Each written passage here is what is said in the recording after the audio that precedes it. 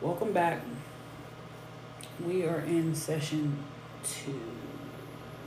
It is 8 p.m., 8:04 p.m. Eastern Standard Time. I'm your hostess with the mostest, Raquel, of Opulent Culture Dispatch. I am here to bridge the gap between what you understand dispatch is and what you understand dispatch is and how that relates to what dispatch is from a dispatcher. I've been dispatching since 2020. I've had my own dispatch company helping different companies with their dispatch needs. That could be an owner-operator, that can be an owner. I've also done dispatch collections, freight collections. I was a freight broker for a year also. So I have some experience when it comes to this dispatching, okay? I always like to start with something, a word or something. Now, I just downloaded this book today. 2 books. And one is, they're both loading. Okay, where's my library? See what I'm saying? It'd be stuff like this for me. What other Kindle is this?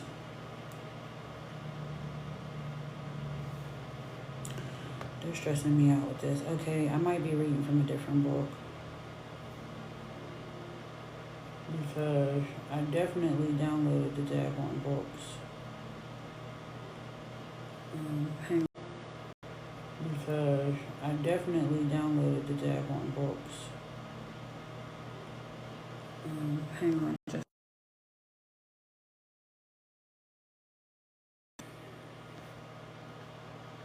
like, why is one on here and the other one isn't? Now it's popping up. So this book is called Good to Great: Why Some Companies Make the Leap and Others Don't. I was told to do this. So let me see. What's this preface? Good is the enemy of great. So I'm going to read a couple just short paragraphs from this book because I'm going to get started on this book tonight, but I wanted to share on the live, on the training. So chapter 1 is Good is the enemy of great.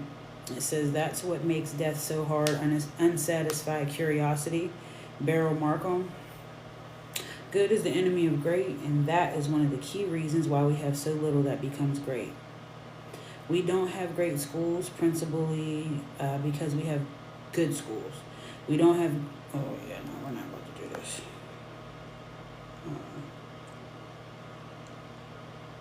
Nope. Okay, we're going to try another one. Because, no. He's going to have on stuff that I'm not trying to talk about on this live. Let me see. I always read 48 Laws of Power. Okay, I'll read this little snippet on Law 29, plan all the way to the end. So the judgment says the ending is everything. Plan all the way to it, taking into account all possible consequences, obstacles, and twists of fortune that might reverse your hard work and give the glory to others. By planning to the end, you will not be overwhelmed by circumstances and you will know when to stop. Gently guide fortune and help determine the future by thinking far ahead. I need that like right now because I have been having not imposter syndrome, but just old stuff creeping in. Excuse me. Old people creeping in, and you kind of get thrown off your not thrown off your pivot, but it's a threat to throwing you off your pivot, right? So I think that's a good thing to start with. Now, earlier we talked about your customer acumen, how you treat your drivers, how you treat your... Hey, boo. Yeah, we here till 10, and then I'm going to be back on at 11 for California session. So we have to have good customer service acumen. You have to provide a good service to your brokers as well as your carriers. The reason being is because that marrying of those two, you're actually the cord or like the conduit to make those two people work well together. Now, I went from dispatch to brokering, and those brokers were like shocked at how they were shocked that I cared so much. And I'm like, we're all supposed to care, right? We're all supposed to be here and we're all supposed to care. If this person makes this go round, right? If this driver takes your load from shipper to receiver, we have to treat them well. We have to treat them good. We have to be nice to them, okay? And not just nice, just to be nice, just genuinely care, because they're the reason that we're all here. They're the one that moves cargo from A to B, okay? They're the one who gets the paperwork that moves that cargo from A to B and gets that paperwork at B to give to C, which is back to A, to the broker. So you want to have a good relationship. You want to have a good synergy with your team. You are the middle person in between the broker and the driver, the broker and the carrier, the customer, the broker and the carrier, because that customer is who hired that broker, who pays that broker to move that cargo, okay?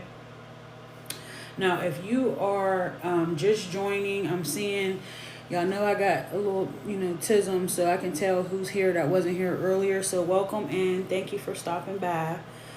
This is the live freight dispatch training given to you by Opulent Culture Dispatch. That's my company. I'm Raq. I was originally doing this one-on-one for $99, but I decided I need to give something. I need to give something to the out for the culture. So I said, let me just do it for free on the house. And I haven't been volunteering. I used to volunteer when I had a job, and I would go do volunteer work with my job. But now I'm like, I need to give something back so I can show my people, hey, there's somebody out here that's can't say that word, that's rooting for y'all, rooting for us to all win. My goal here is to make sure that you have the tools to be great, or you have an idea. Okay, I'm what you call a string puller. So I like to go to AI, ask a question, and keep asking questions until that question is answered. Until that question is answered to, the best ability of me understanding what it is that I'm reading, right? So I'm here to guide y'all down that path. It doesn't necessarily have to, your dispatch path doesn't have to necessarily. You can do dispatch from home. I literally been trying to figure something out because that's what I do. I'm gonna talk about that too, Teely Teal.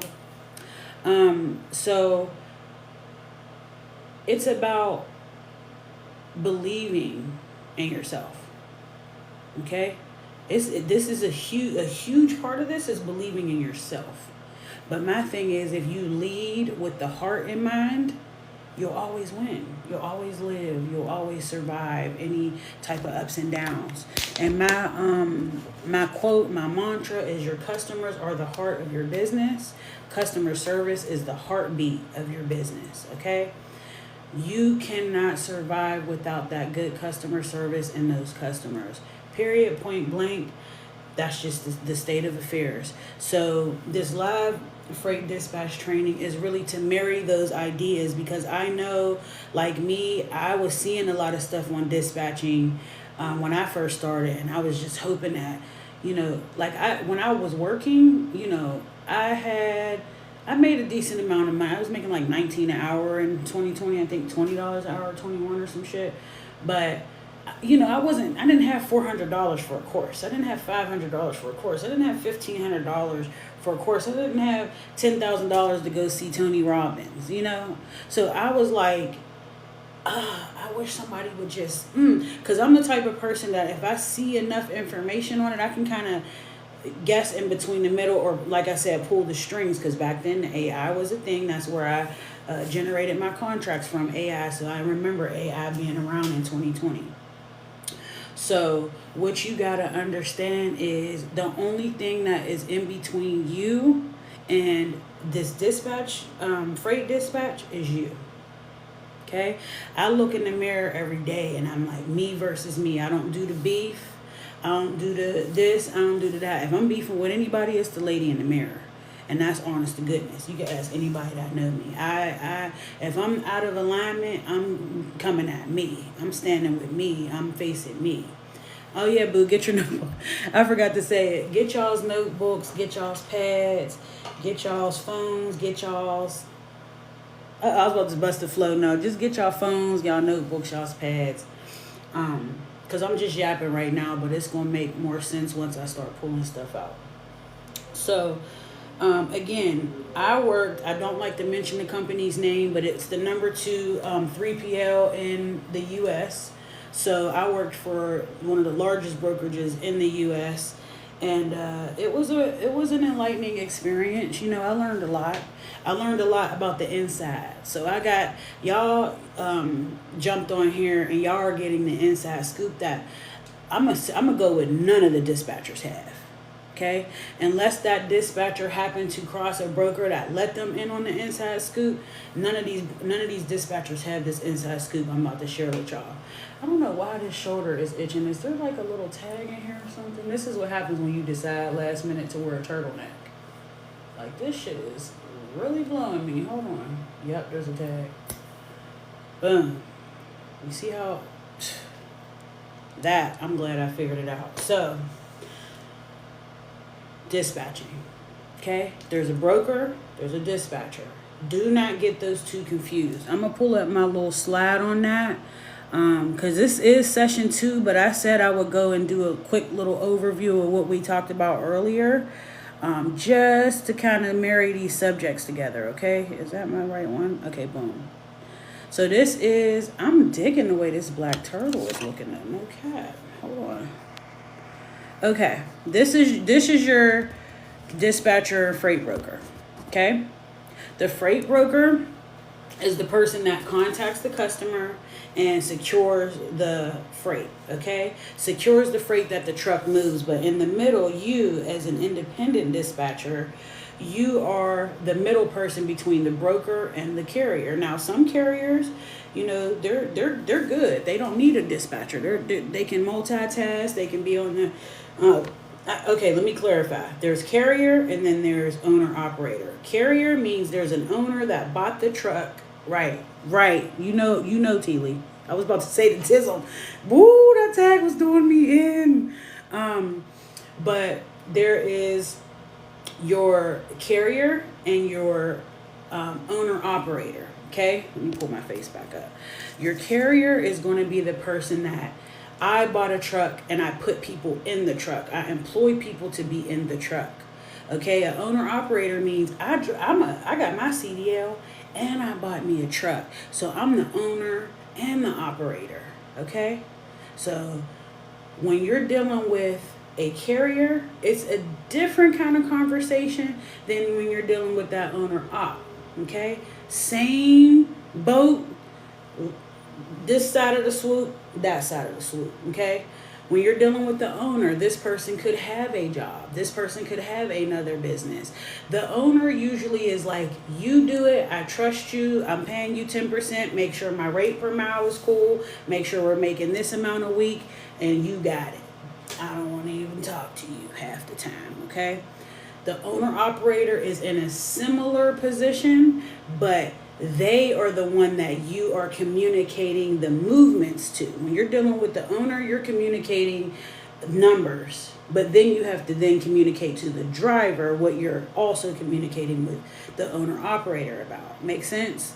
So you're in this duality where you are the person that is responsible for putting those numbers on the board. This is I don't know why, y'all, I don't even watch sports, but I just am competitive. So anytime I'm thinking about money and earning money in this field, I always get to doing the sports references. So it's numbers on the board for me.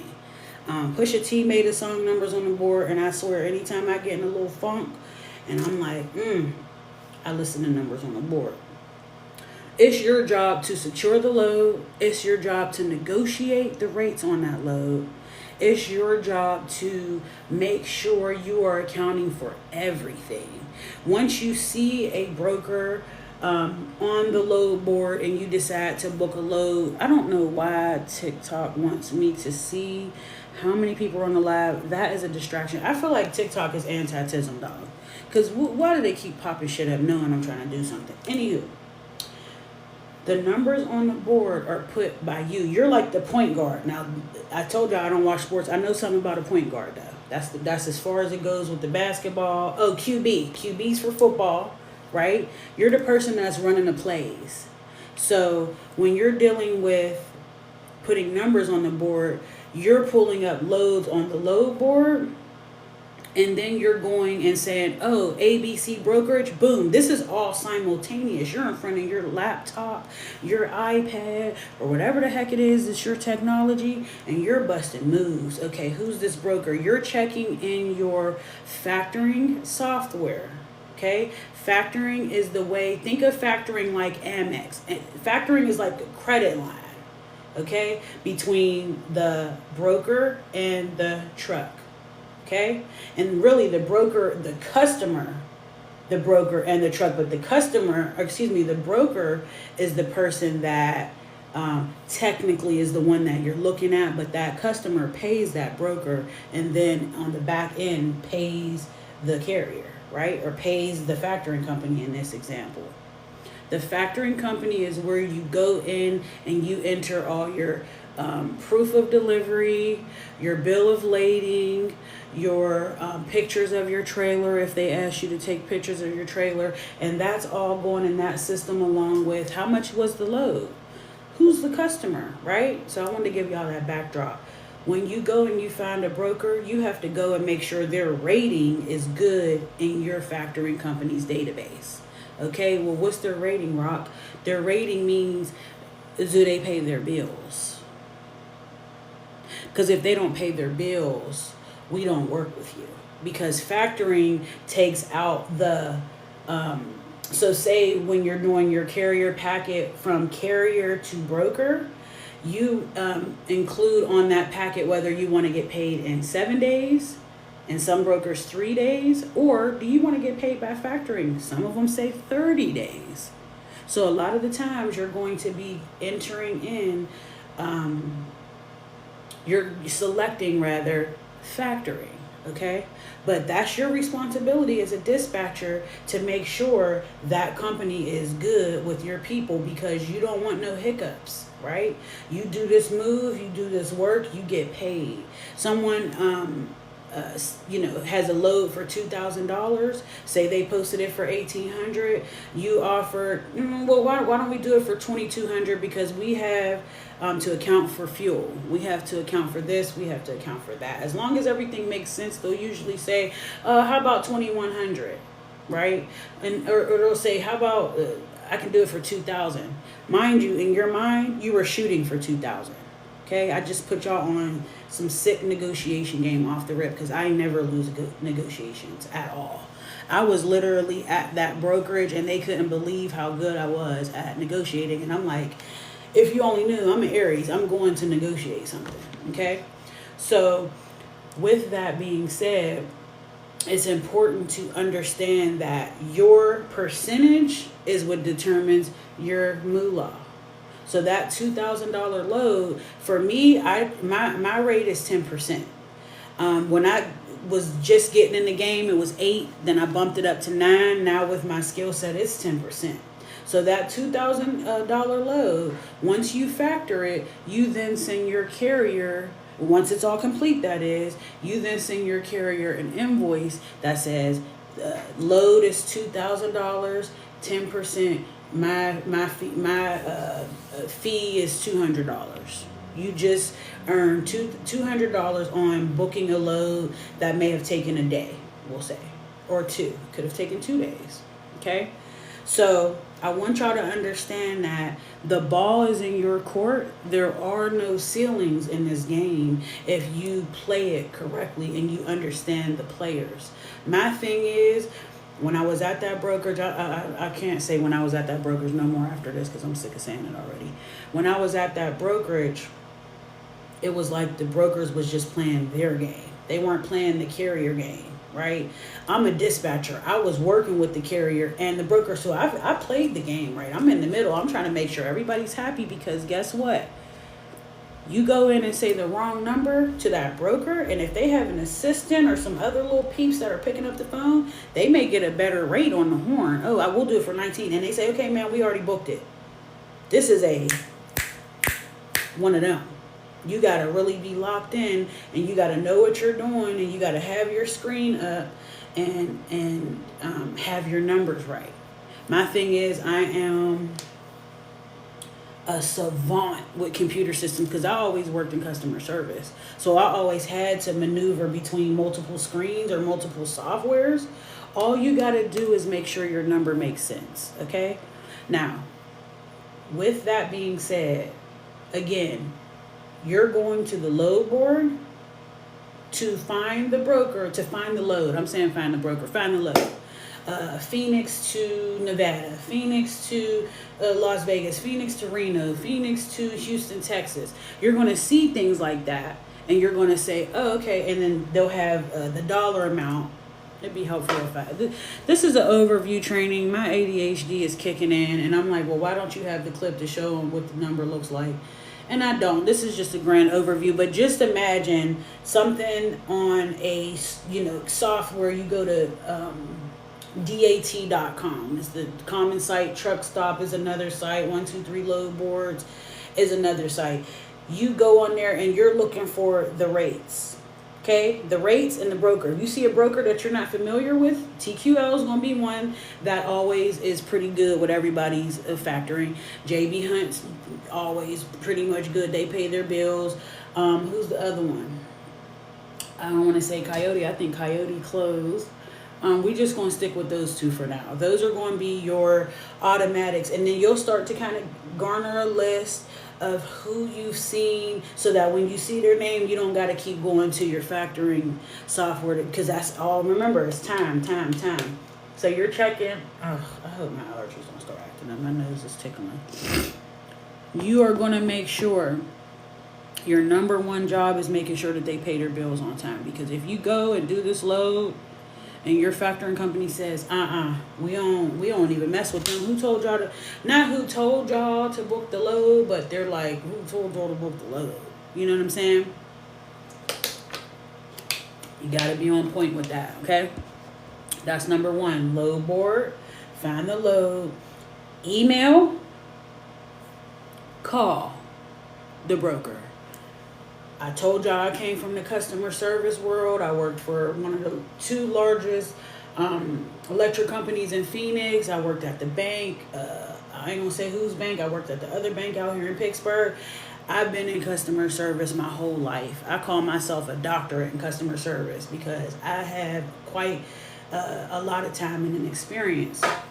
So when you are working with these brokers, time is of the essence. And I'm saying that because get you your own template.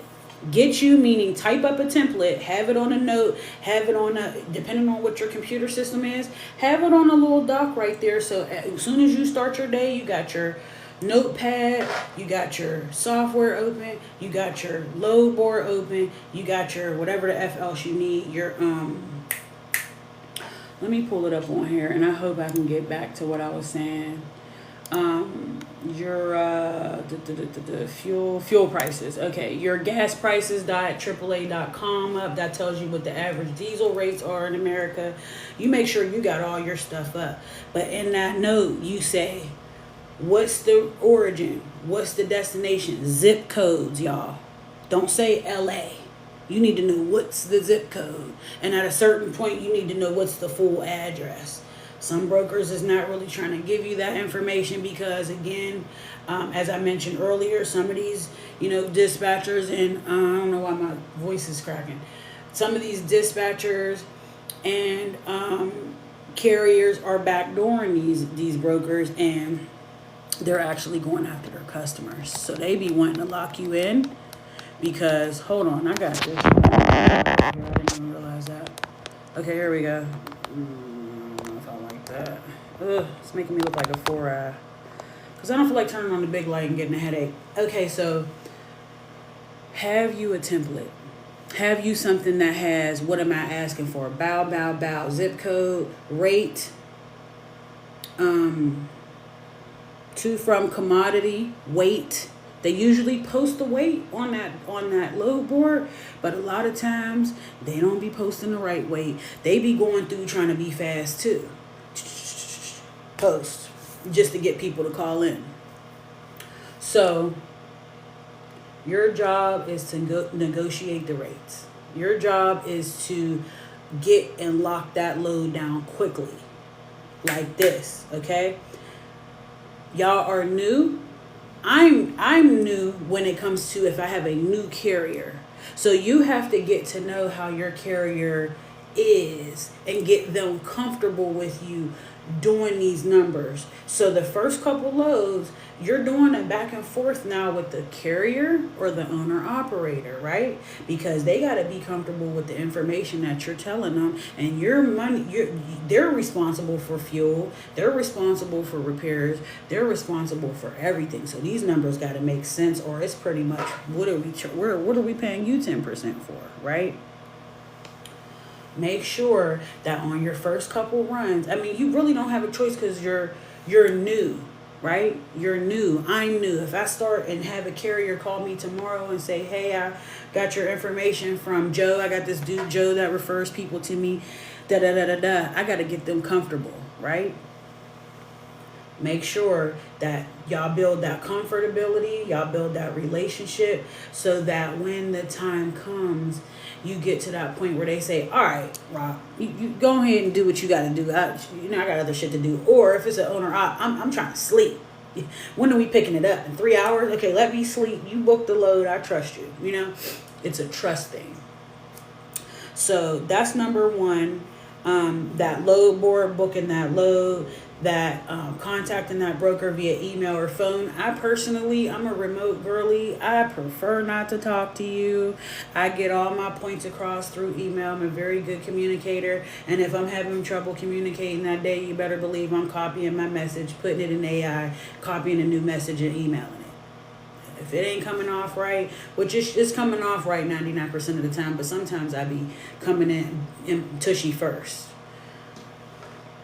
A disclaimer, the last live, the first session I did earlier, I was doing a lot of cussing. This is how funny it is when you're self-reflecting. I was doing a lot of cussing, and I'm reviewing the recording, and I'm like, this is not professional. You can't be cussing on here. So if you see me catching myself, it's because I naturally be cussing. I'm a natural cusser. I feel like cussing adds some comedic effect to certain stuff. But I was watching myself and clipping my live, and I was like, yeah, you might as well cut that cussing stuff out. So this is my first try, my first go.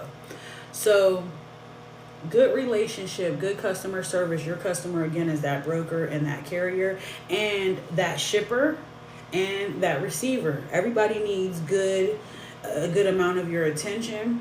Right, I love me some cussing.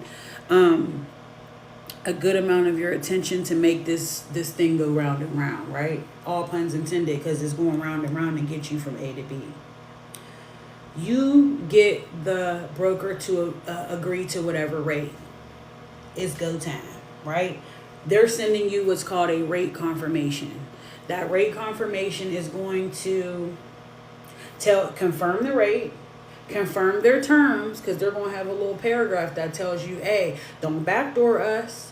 Hey, make sure you send us pictures. Hey, here's the BOL, that bill of lading, that gives that driver permission to haul that freight. Okay, that gives them permission to haul freight. Okay, permission, because if the Department of Transportation, aka DOT, pulls them over, they show them the bill of lading. This is the commodity I'm hauling. I'm hauling a truck full of tires. It's 30,000 pounds. Okay, All of that comes along with your job and understanding that your driver better have that BOL, because that shipper, aka the pickup, has to sign that BOL, has to give that to your driver, right? Sometimes they have it and they say, hey, here's the BOL, I'm signing it. Sometimes, a lot of times, that broker sends it to you. You send it to your driver, and your driver could drop it, airdrop it or email it to the shipper. Your driver, when they go to the truck stop, there's printers at the truck stop. So they can go and boop, boop, boop and print it out at the truck stop. It all depends on who's doing what, okay? So you got your BOL for the pickup. Now, your driver, you've confirmed the rate con, you've signed the rate con, agreeing to the rate, agreeing to the conditions, okay? Something is telling me to mention this, and I feel like I'm about to nerd out, but hopefully I can keep it down to like 2 minutes. When you get that rate con, make sure that detention time is on that rate con. Well, what is detention time? Whoever liked detention. Detention time means after 2 hours of your driver sitting somewhere, they're going to have to start kicking up some cash. And you have to make sure that detention number is what your carrier or your owner operator is good with. If they're not, you do not book that load. Okay? Detention time is compensating your driver for sitting there. If they have trouble loading the tires, if they don't have it ready, if people are off to lunch, off to frolic, off to BS, off in the what you call them, make sure that you have your numbers. Okay? So you got your rate con. You signed it, you're good. You sent your driver you dispatched your driver with the pickup location, delivery location. What else is in there? Sometimes it says the miles, 534 miles. And they copy and paste that address. Why is that address important? Because they're driving a up to 80,000 pound vehicle, and they need to know where they are going. This is not a Ford Focus that they're pushing. They're pushing a gigantic semi-truck. They want to know where they're going, and they want to get there safely and on time, okay? So you dispatch. Now, that dispatch could be your own software. When you work with TQL, when you work with JB Hunt, they automatically dispatch them for you. They send them the address. They send you the address. But a lot of times, sometimes you might have to dispatch it to them. Sometimes you got to type it up and double check your zip codes, double check your addresses. I just copy and paste. I don't leave fat fingers up to the case, or something will be frolicked. So make sure that everything is, all I's are dotted, T's are crossed. Okay, so now you've dispatched your driver. It's time for homie to get up and get at them. Now, they're picking up most likely 10 miles away, 20 miles away. When you start getting to 50 miles, 100 miles, you got to start looking at ETAs and making sure that your driver is getting there on time, way before on time, like at least 30 minutes to an hour before their scheduled time, okay? Timeliness is key, because if they are late, they could get pushed to the back of the line. You are not the only person at this shipper. Okay, your driver is not the only driver at this shipper. There are other companies at the shipper moving and grooving, picking up stuff, getting BOLs, So you got to be effervescent. You got to be on point. Okay. So once you get your driver safely to the shipper, let me take a tiny step back. When you get that load and you start the dispatch to your driver, pull up both addresses on Google. Scoot in, look at the location, look at where they're entering. Make sure, like, you're like a sleuth, okay? You're making sure, okay, they're going in that entrance. Oh, and then because on the map it shows shipping and receiving signs, go this way. Sometimes you have to be on the horn with your driver, being their eyes, because they're in this gigantic semi truck pushing weight, okay, pushing tires. So you got to make sure that they know where they're going, because they get frazzled. Imagine pushing that truck. You know why I'm dispatching? Why I love dispatching? Because I'm not driving no truck. People ask me that all the time. Would you ever drive a truck? I barely want to drive a car.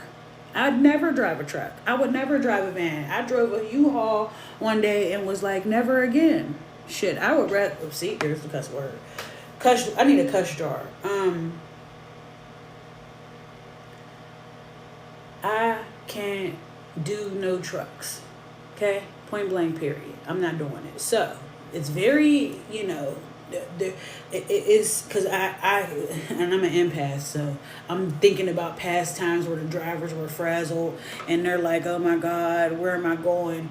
You got to pull it up on the map. You got to be able to get on the horn with them and say, all right, because they're going to call you. You're their person. You're their, I'm not going to say handhold. You're their, you know what I'm saying, number two, pretty much. You're technically number one. They're your number two because they're the one driving, right?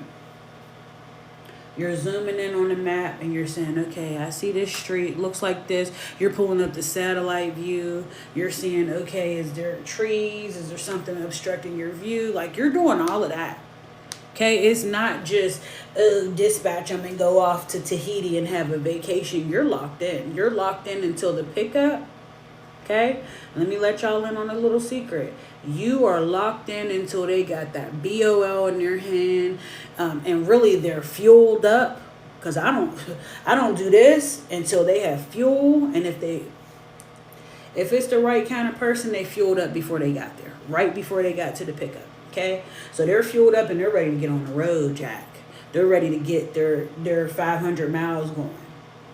Okay, so you are like, Fred picked it up. He got his BOL. Fred is good.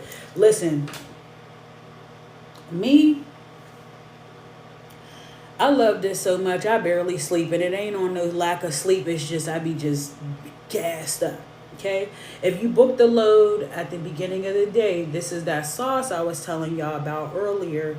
You have the opportunity while your driver is on the road to start calling shippers. Not the shipper that you're working with that the broker already is working with. You're looking for shippers that are local. You could do this, T. You could do this. It's a cakewalk once you. It's a cakewalk. When I say once you, is when you get used to it, you're like, oh yeah, it's like that. Okay, so once you got your free, there's free time, because I'm gonna keep it 10 bands with y'all. I don't like to lie. My first time dispatching, when I first started, I had a lot of free time because I wasn't worried about customer acquisitions because I didn't understand that margin. Once I worked at that broker and saw, hold up, they get, okay, so that $2,000 load I just mentioned, they got that load on the hook with homie for $4,000. They're paying you $2,000, and the broker, the big dog, not the employee, the freight agent, the freight broker company that does the whole surety bonds and all of that, they're getting 75%. This guy is getting 25%. So they're getting $500 off of it. So my thing has always been, since I learned that, I need to get with these people and do my cold calling so I can get my people lit. So I can get my people linked up, so I can get them dedicated runs, so I can get them relationships. Give and take, okay? Your job is either to be cool with what you got, which is booking the load with the broker, or, and I'm a 2-for-1. Shout out to Stormy Wellington. I always got to give her props for that because she's the one who put me on a 2-for-1. You're doing the broker load, and you're on the side looking at manufacturers. I guess I'm going to have to do a training on that. Because I'm telling y'all, my customer acquisitions is so much more tight now after I was a broker. When I was a dispatcher, I wasn't into it. I printed a lot of scripts. I called a couple people. But when I was a, freight agent, I was in there. That was my job. I had to acquire customers or they let me go, right? So you're calling Deer Park. You're calling to get through to shipping and receiving at Deer Park and say, hey, I got a truck out there, and where the heck is this? Look at me looking over my glasses like I'm elderly. In Stamford, Connecticut, I got a guy that lives in what's another part of Connecticut? Whatever other part of Connecticut. He lives in Fiduciary, Connecticut. I'm crazy because I'm not gonna be able to. Hartford. There we go. This the capital. But I was like, I can't make up no fictitious because it's going to sound crazy. I got a driver in Hartford that is actually near you guys. What are your lanes? Lanes mean, where are you guys going? From Connecticut to New York? From Connecticut to Chicago? From Connecticut to Miami? I got a driver out there that is easy to get. He can get to you guys easily on Mondays or whatever your runs are. Talk to me about how we can be a part of your team. That's your keeping your head like on the swivel. If you want to be great, because good is booking the load with the broker, negotiating the rate, getting the rate consigned, getting your driver on the road. When you're great, you're securing your driver, your carrier, your owner operator, direct shippers, because that's when you cut that middle guy out. Okay, that broker.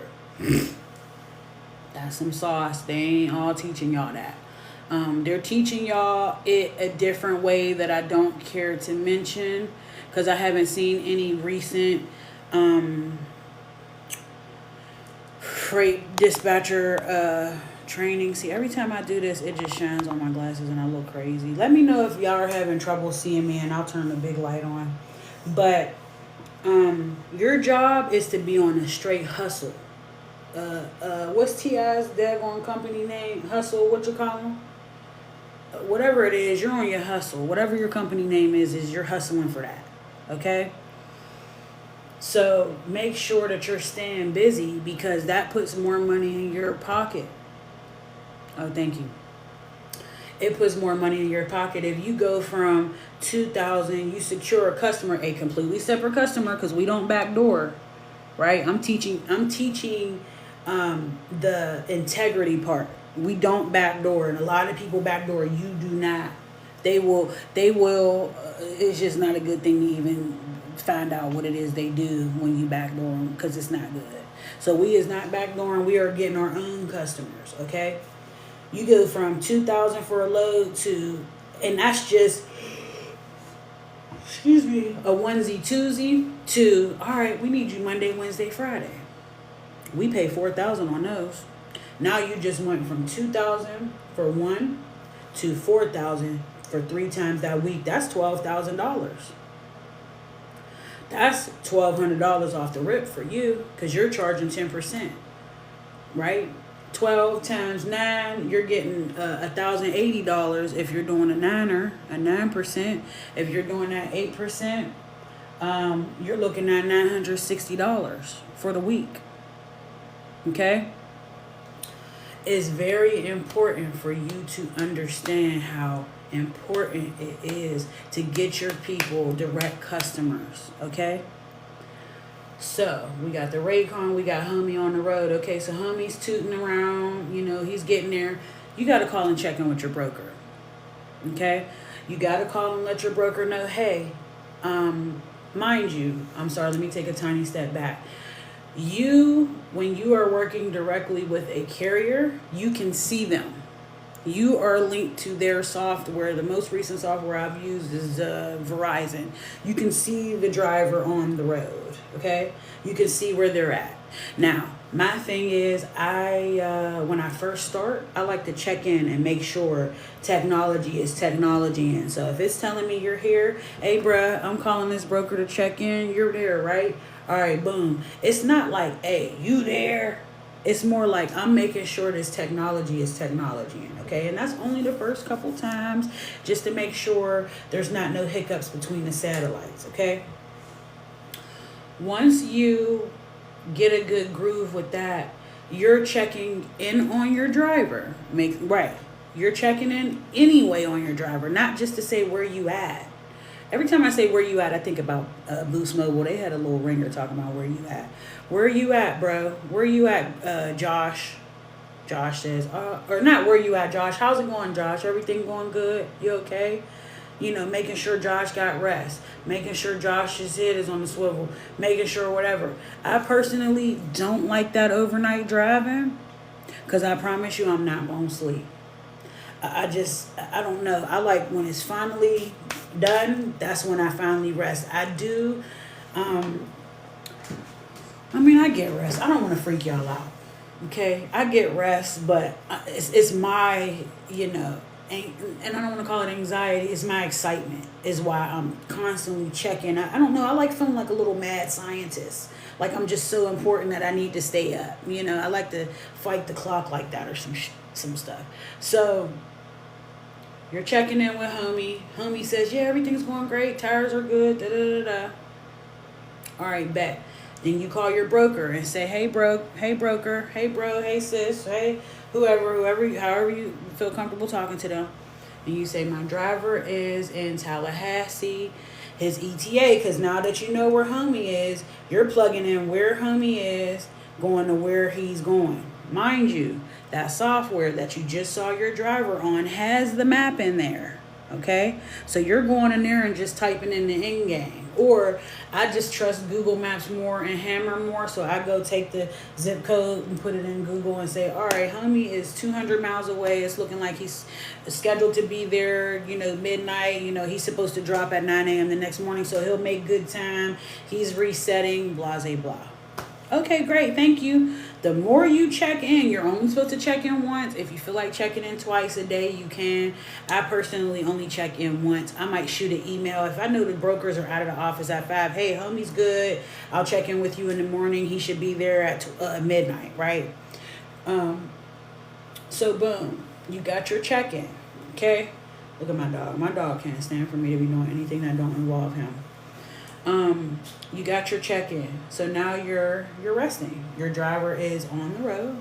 Your driver could be stopped for the night. Your driver could be doing whatever your driver is doing, but you checked in. The broker knows where the driver is. The driver is either on the road or stopped for the night, and you're good. Okay? So that's day 1. We still ain't dropped off yet. Okay? Day 2, you wake up. I'm a coffee person, so I'm up drinking coffee, jamming, probably on live, talking to people. I'm up getting my thing on in the morning. Okay, look, I'm snapping now. He thinks it's time to play. I can't. You're checking in with your driver. You're not waking up when that load is due. Okay? If that load delivery time is 9 a.m., you're up at 7. It's like delicate at that point, right? It's delicate. It's only delicate because I'm saying I'm passionate about it. So it's delicate because you're making sure stuff is going the way it needs to go. You're watching them. Okay, you're checking in after an hour. All right, boom. Hour 2, you're checking in. Okay, homie, he's pulling up. Okay? Now, I said he was pulling up at midnight, but now in this scenario, he's pulling up at 7 a.m., okay? He went to sleep and woke up and finished his route at 5. So, boom, homie pulls up. It's 8 a.m., okay?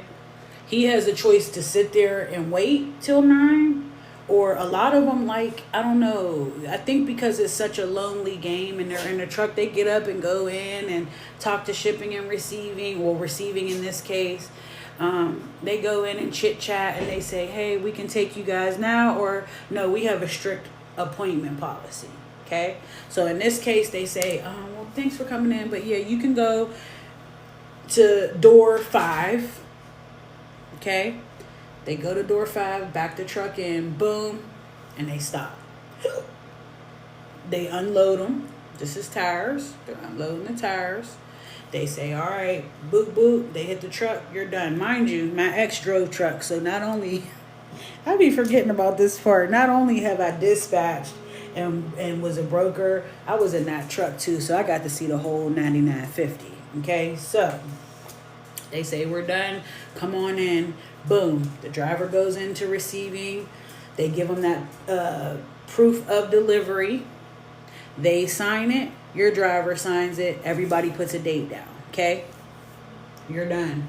Now, if your driver owns the drive-in, there is no need to take pictures.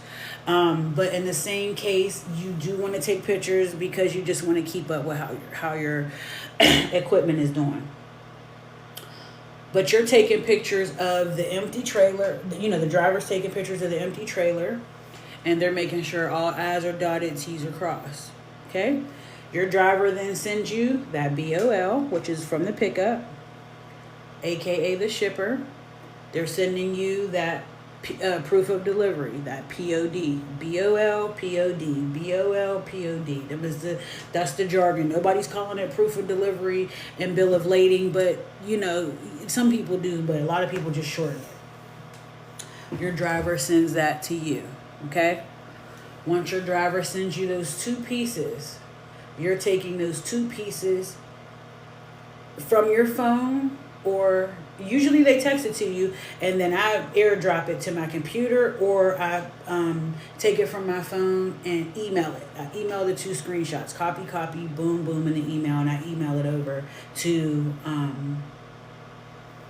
let me think, if I'm in my phone and I'm doing it, no, I take it from my phone to my email, from my email to their email, because usually those brokers send you an email and you want to stay on that same email string. So you go into that email string and respond with BOL and POD. Here's the completed load. Everything was good. He was on time, blah, blah, blah. Okay. And I skipped an important step, which is 8:45, 9. You call the broker and say, hey, driver's there. He's on time. He's at door 5. If I said door 5 earlier, hopefully. But it's the same door, right? So, boom. Now you got a almost complete circle, because you now have sent the broker the POD, the BOL, okay? You're not done yet. Everything ain't done yet.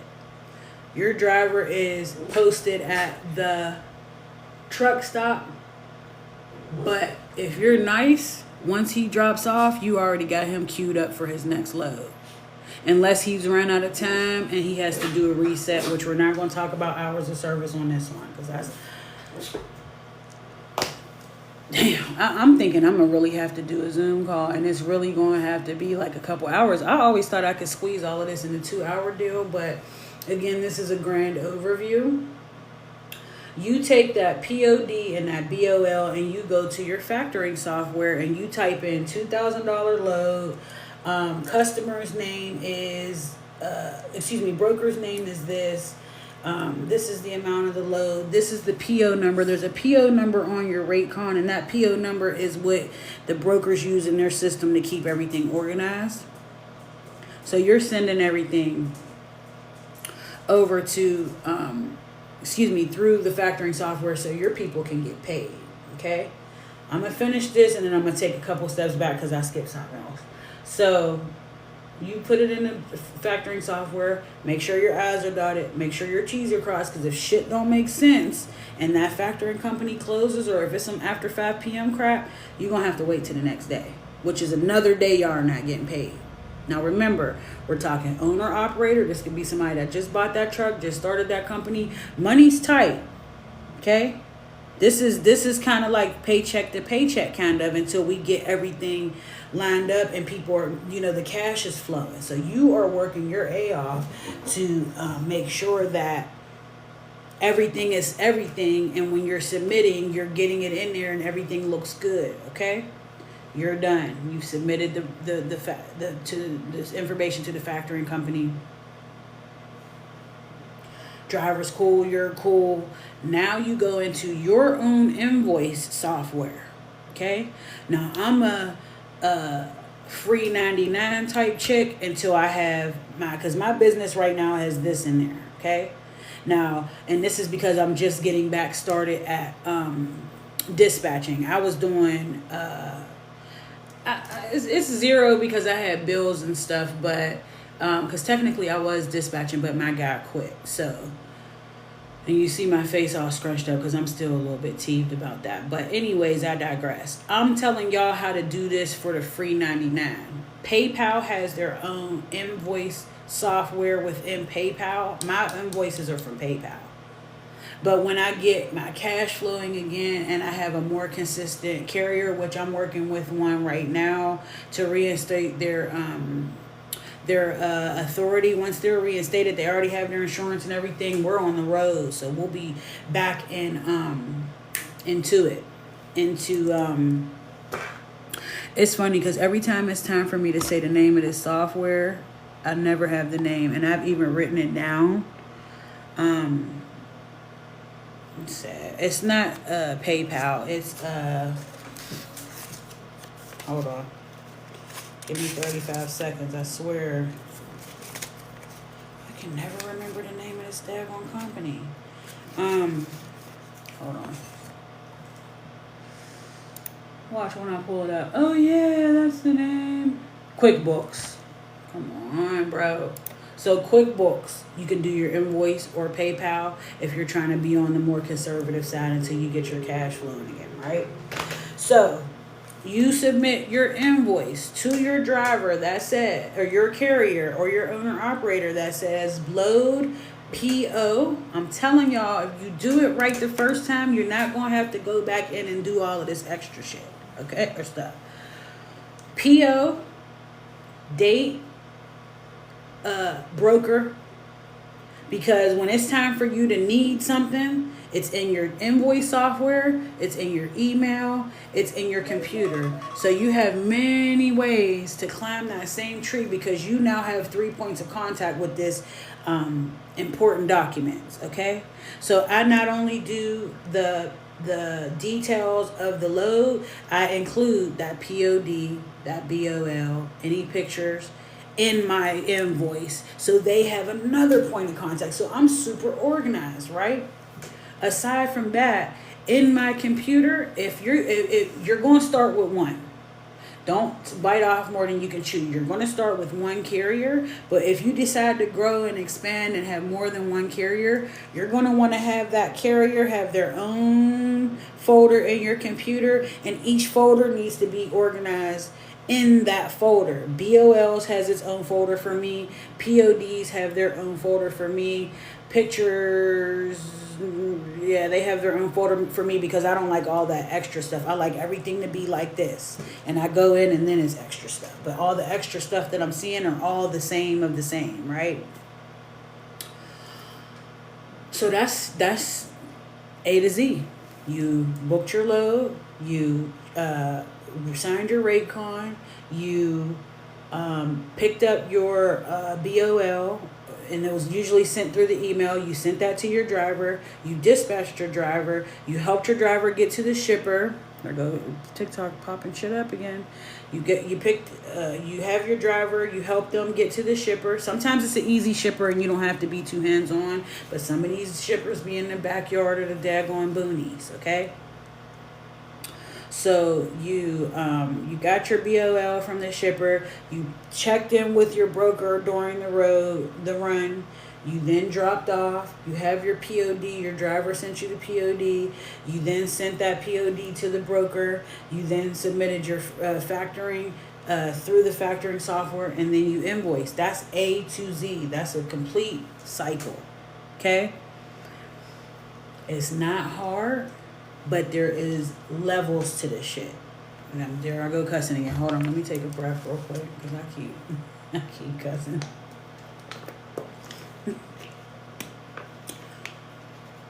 I don't know. Like, I feel like it's authentic, so I be wanting to just go ahead and cuss. But I didn't like how I sounded. I'm dead gonna laugh. When you are dispatching, I started out with what's the difference between freight broker and dispatcher? Don't get these two positions mixed up, because if you go online, so how do you become you are a dispatcher? You're a dispatcher right now. If you have grasped the concepts that I explained to you, Tiwi, you are a dispatcher right now. You can be a now, my personality type. I had to set up my business. So when I started dispatching, I set up my Opulent acquisitions culture, Opulent culture dispatch right off the bat, because I wanted people to be able to search for my business name and see that I was an official person. You're a dispatcher right now if you get all the concepts. Now, I'm here to give you a grand overview. I have a more in-depth training. I have a more one-on-one training, but I'm not that person that's going to be like, come slide your card over here. You can go through AI and ask it anything. Generate me a carrier packet. Okay? Because I'm sorry, I didn't even explain that. When you're getting, so you're a dispatcher today. How are you getting carriers? Facebook groups. You're getting carriers because you're telling everybody and their mama, I'm a dispatcher now. know people who got trucks, they might. And then people just all of a sudden start sending you carriers, right?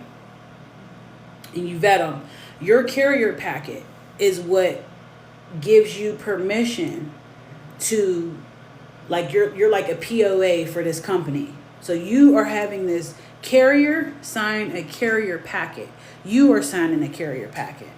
Let me pull my carrier packet up and just tell you. Now, AI, hey, AI, generate me a carrier packet. Okay, there's examples online. I have my own carrier packet, but I don't know. I got to get more comfortable with being the person that just has the stuff, because I just hate when people be like, I got my little thing. You can pay $24.99, and you can look the shit up through AI, and they'll give you a carrier packet. But the importance of the carrier packet is making sure that where is my carrier packet, bro? Hold on. Oh, my carrier packet is in docs. So I got files and docs, and I swear I'll be somewhere like, well, where's my stuff? Did they say that? Because you better believe I got my carrier packet from AI, but I niched it down, right? You say give me a carrier packet, they're going to give you general carrier packet, okay? But then you want to make sure you have an initial fee clause in there. I have an initial fee. My initial fee is, thank you. My initial fee is $500. Why? Because right off the rip, before we even get you loads, I'm calling. What is your command? Like, let me take a step back because I get excited. Oliver, don't. He's going to do it. Hold on. Hey, sir. Go sit your ass down. Please. Because I'm going to get overstimulated and irritated. Okay. My carrier packet has the company name, DOT number, EIN tax number, tax ID number, primary contact, phone number, equipment type. What kind of equipment is it? Are they doing power only, which means they don't have no trailer?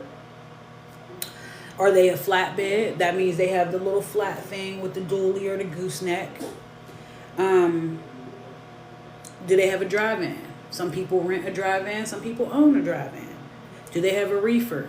A reefer means they have a drive-in that is temperature controlled. That is a whole nother conversation I'm not willing to have right now. But in a nutshell, if you have a driver that has a reefer and you have a reefer load, when you talk to that broker, that's another thing that you got to confirm is what is the temperature I need to keep this van on. It's usually 40 or 32 or something like that, unless it needs to be frozen goods, which those reefer loads pay more, but it's a little bit of a doozy. I don't personally do reefer. That sounds crazy. TikTok, do not flag me. I'm talking about reefer freight. But the next thing is lanes. Where are y'all going? Where do y'all want to go? You're a carrier. You're a driver. Do you want to go to New Jersey? A lot of people don't do New York. And y'all know why, because you don't even drive in New York. So why would you want to drive a semi in New York? A lot of people don't do New York. I do East Coast, and a lot of times I keep running into drivers over on the West Coast. Some people do Virginia, West Virginia, Maryland, D.C., Delaware, right? They'll tell you what their lanes are, a.k.a. what states they want to run. They might say Northeast. Okay, clarify for me what state you mean, Northeast. Okay, boom. Southeast. Okay, I want to do Georgia, Florida. I don't want to go too deep into the South with the Louisianas and the storms and stuff like that. But you want to make sure that you're asking your people what lanes are you running so you can update their carrier packet that you keep so that you can start studying what it is that you're doing and the work that you're doing with them. Preferred home time and schedule. If it is a company, a carrier, they're going to say these drivers know they're running 5 days a week. But if it's an owner op, those owner ops be out there for 3 weeks, home for a week, home every weekend. It just all depends on who you're dealing with. Then there's a little clause for terms of agreement, initial setup fee, your service fee, which is the 10%, 9%, 8%, 7%. Sometimes you want to be competitive. Do not price yourself out of the market. Do not get in that groove where you're like, well, I'm new and I just want to say 5% so I can get, carriers. Don't price yourself out of the market. My thing always is and always has been, And here go to cussing. Whatever. Here go to cussing. I'm trying to be more professional, but here go to damn cussing. I know I'm the shit. I know I'm the shit because I've always been the shit at any job I've ever had. So I carry that acumen from my old jobs with me. Okay? That means anything I do, I'm going to do it well. So I'm going to charge you the 10. But I'm going to keep it real. When I first started with that carrier that I just said quit, I was coming back into freight, which I do a lot of freight consulting, but coming back into freight with him, I was like, okay, I'll do it for 8%. But after all that daggone headache with him, which it wasn't a headache, and not really, I'm just kind of still scruff McGruff about it. With all of that good experience, because he was a really nice guy. He was really cool.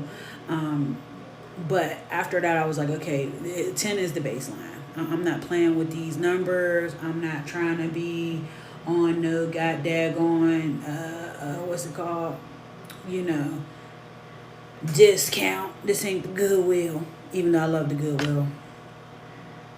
But, know your worth is the whole point of the little diatribe I just went through. Know your worth. You want to come out the gate doing 8. Okay, you can do your first carrier as 8. You can do your first truck because these people like to expand. You do good work. They're like, all right, we're going to go get another truck. We're going to put somebody in the truck. Now you got 2 trucks to run. All right, we're doing 8 for the first truck. We're going to do 10 for the second truck. I'll send you an updated carrier packet for truck 2. I've done that before. Okay. You have your limited power of attorney on that carrier packet, acknowledgement and execution, and then you're going to have the carrier sign it, write their company name, write their printed name, John Schmon, and bless you. And your name, which is Teely, in your case, Teely Till, Teely, last name, title. I'm fancy and bougie, so I don't put dispatcher. I have load acquisition specialist because the word acquisitions to me just means we out here and we acquiring shit. You know what I mean? Like we got to do that type of thing when you have that type of energy, right? Dispatcher still cool. I like lead dispatcher. In my email signature, I put lead dispatcher. Okay, this is because I said this training, I want y'all to be able to leave here and say, yo, I could low-key do this and fill in the blanks, okay? Because, again, AI is going to fill in any blanks that you have. You can always hit me up. It kind of sounds like I'm wrapping it up, but I'm nowhere near done. But the point I'm trying to make is because my little alarms are going off like, okay, wait, you're missing something. You got your carrier packet. You're a dispatcher now if you feel confident. If you don't, get on your AI and pull string. Ask, okay, give me a carrier packet. Look at the carrier packet and think, okay, you got to put yourself in the other person's shoes. And if you don't know how to put yourself in the carrier shoes, go to Reddit, look at these different trucking groups with carriers. You got to do your recon.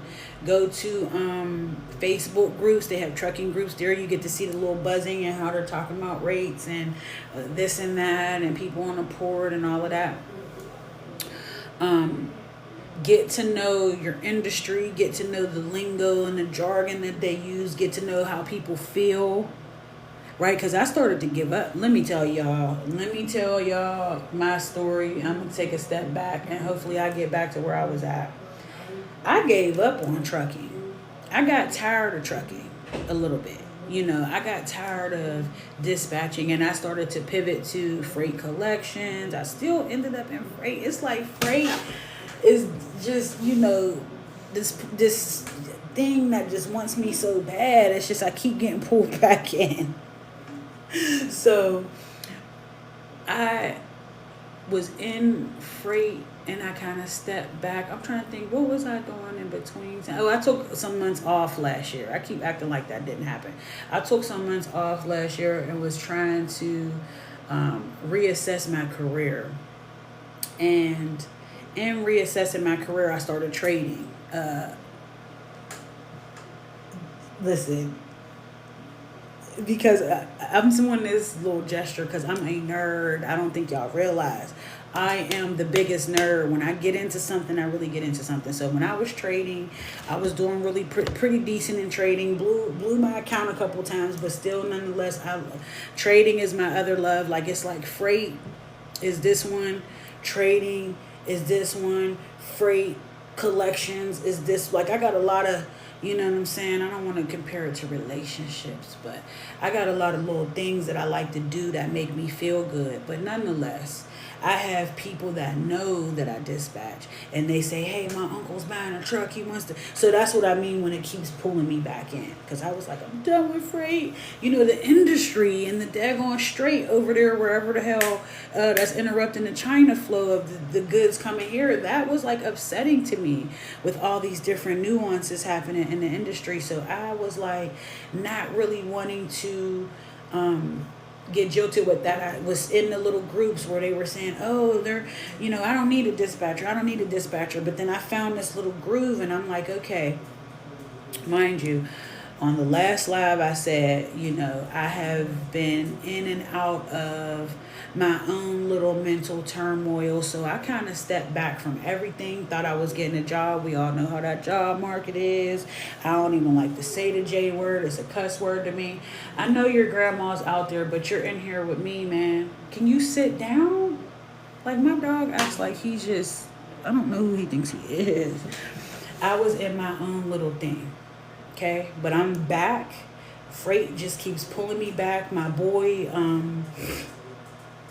sent me this guy, and that was the last guy that I was working with. My uncle actually, not my uncle, he's a friend of the family, is supposed to be getting a truck this week. So we're doing his authority this week. I also do that. Like, I do a lot of freelance work that has to do with the freight industry. So basically, when you hear me saying authority, that is their motor carrier number. You can't be a trucking company without it. You can't be a trucking company without your DOT number. So I actually do charge a fee for that service to do and complete your paperwork, so you don't have to deal with it.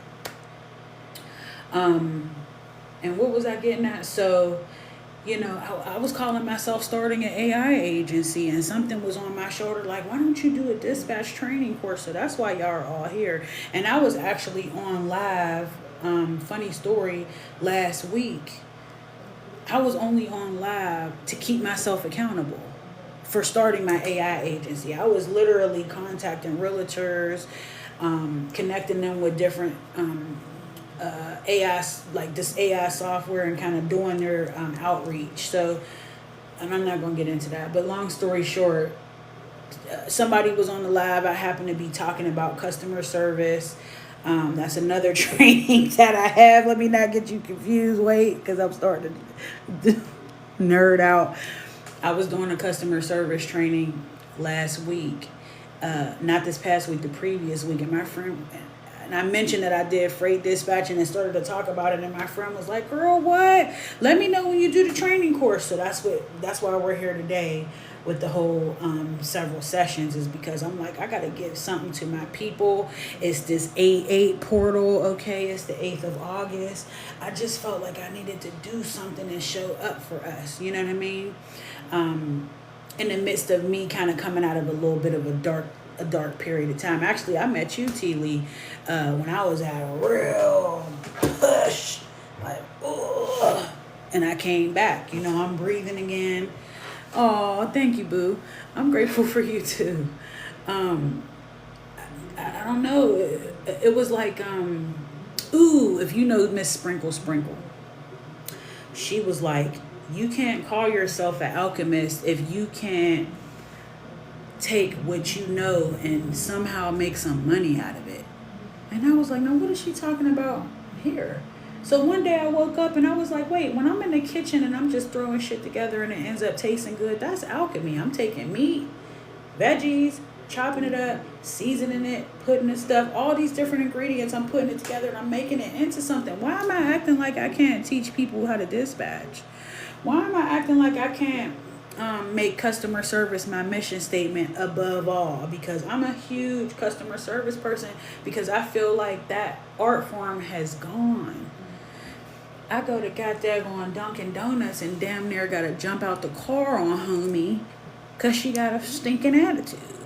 And I'm like, that's not customer service. So I had to revive myself from that dark time and say, all right, boom, customer service. And then I got dragged back into dispatching. And then, T-Lee, the crazy part is my mentor just came back to Pittsburgh. My mentor had a multi-million-dollar home health agency. My mentor she was my mentor in my head. I just looked up to her, but this is my best friend's cousin. She's like, oh, I want to get into dispatching. And I call her when she comes back to Pittsburgh, and she's like, no, I want you to do the dispatching. I'm like, oh. I'm looking over my shoulder like, okay, freight is just haunting me. Not in a bad way, though, because I'm always my happy. You see how happy I am talking about it. I got this vibe, I feel this, my heart is beating kind of like fast because I just get so excited about it. I literally have spent the day manifesting a way to make money from home. Got on TikTok and clicked your live, and this was the see what I'm saying? It's that 8-8. Do you peep what I did, T?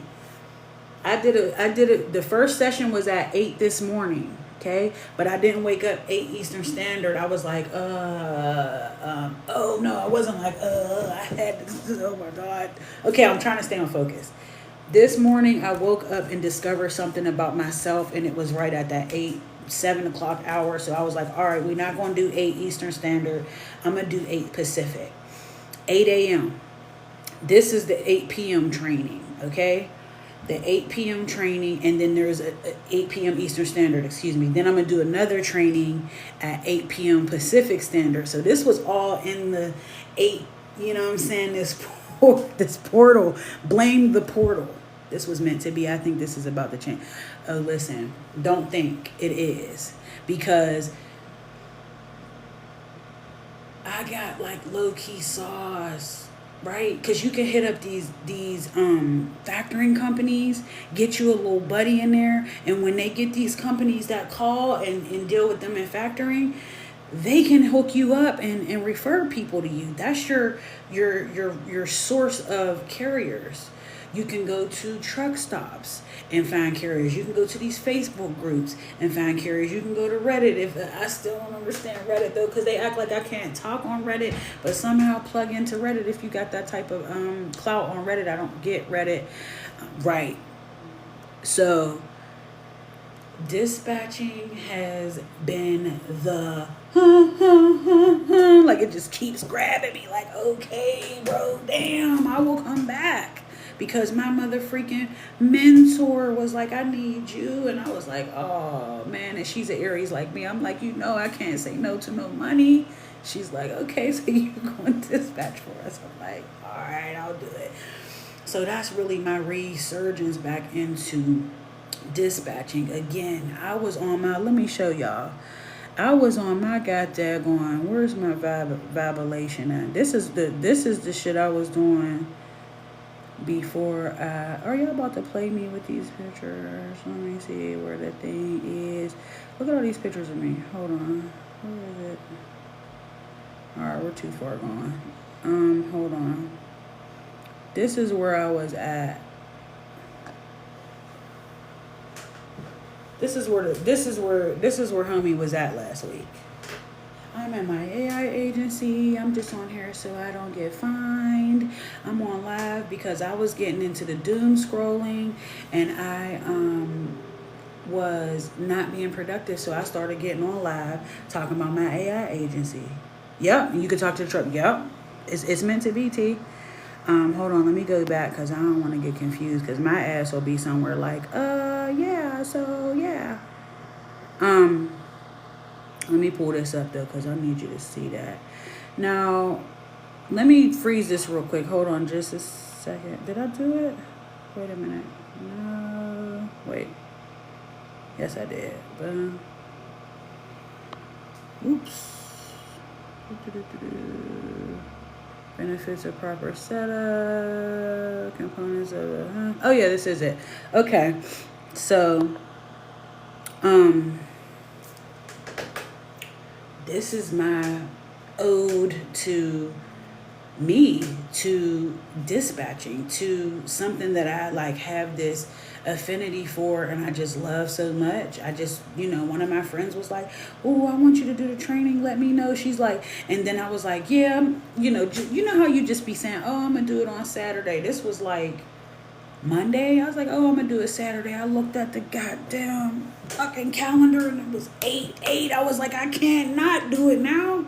So I've been on live all day, dog.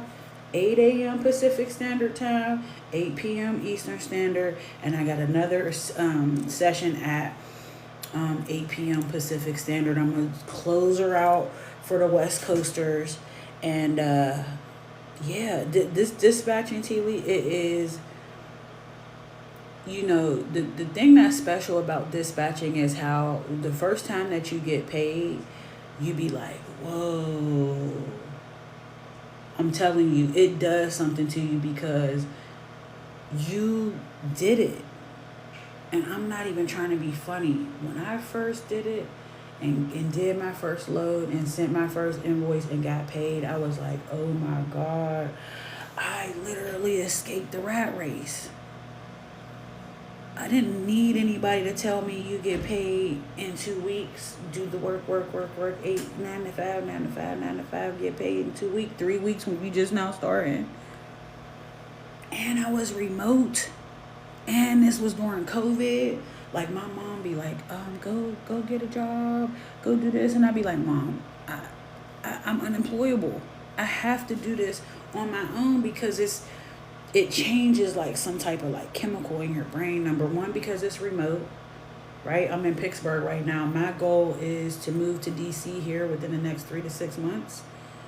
I'm going to be in my home in DC, right? I don't have to be outside. I got a tinge. I don't like to give it too much power, but a tinge of agoraphobia. I really don't like going outside. My friends can't stand it. I really don't like going outside for real. COVID got me in the crib because I can do anything remote, right? So when I tell you and when I tell y'all, this is something that will change your life, it really will. I think,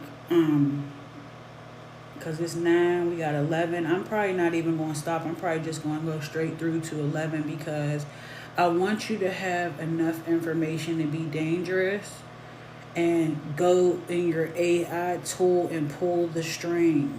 How do I start dispatching? What do I need? Give me a carrier agreement. Tell me how to contact shippers. Shit, I just figured out Claude. Host of regular places. Hey, I feel you. And the good news is you control the vibe. And here is some more sauce that I picked up in 2022. You can outsource. You can hire somebody in Kenya, Ghana, Nigeria, Thailand, goddamn, and pay them like $50 a week. And that's right at their daggone, right at their, I'm losing my train of thought. Right at their cost of living. That ain't like doing nothing crazy. $50 a week, and they do the dispatching for you. It's a little to do. That's another class I was thinking about doing. See, every time I start talking, I just dig this class hole deeper and deeper. But you can hire someone else to do it, or be your number 2, or you know what I'm saying. They have virtual. Excuse me. They have virtual assistant groups on Facebook where you can find those type of people, but I would say strongly vet them. Make sure they're trustworthy because remember, our contracts ain't the same as their contracts. And it's not the same kind of deal. And the only reason I give you that disclaimer is because I know thank you, boo. It is, girl, I ain't gonna say it haunts me because I love it, but once my brain starts going, you'd be like, whoa, you say, whoa, hold on a second, I'll just be running my mouth. But you can actually find someone to help you. You can find someone to run it while you're away. You kind of build a relationship with that person in another country. And I always call it the bridge because you're building a bridge. You know, this is civilization. I feel like we're all humans, humanity. So why not help somebody over here? You're building trust with them. They're helping you with whatever. And then now you can build an AI bot. You really don't need to get no other person. You can build the AI bot to talk to the daggone shippers. Nonetheless, this thing behind me says what you need to set up your carrier packet, and it's super small. So let me get my other one that's kind of like jammed up. Okay, this is sort of, I'll still tell you. You need their MCDOT numbers with your carrier packet. This is what they submit to you. The W-9 form, you can get that off the internet. Certificate of insurance. Bank details, you don't really need bank details because you're sending, you're sending PayPal invoices, okay? So this is just telling you about the carrier onboarding process slightly, but I wanted to make sure I at least gave you that, or write down carrier onboarding as one of your AI prompts. That's me with the holistic wellness. I have said, girl, I be nerding out. And people be like, whoa, what'd you say cinnamon for what? I be in that too. I feel like I've seen your posts, and I like what you're doing, because you got such a like cute, soft demeanor. You don't come off like pushy. Like you come off like, I just have the information, you can take it or leave it kind of thing. So I love your content, Tiwi. So you got your carrier package, you got your MCDOT numbers, you need an MCDOT certificate from your carrier. So I would just put an AI prompt, what's the key components to a carrier packet? And they'll give it to you. What do I need for a carrier packet when I'm a dispatcher? Okay? I told you A to Z. All of those things I told you, you can write those down. Those can be your AI prompts to pull a string. How do I find carriers? That's another prompt. Invoicing is moderately simple through PayPal, or again, go through QuickBooks or whomever. Write down gasprices.aaa.com. I'm going to put it in the chat.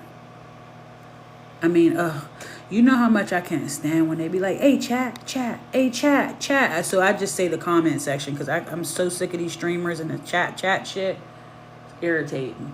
Gas prices.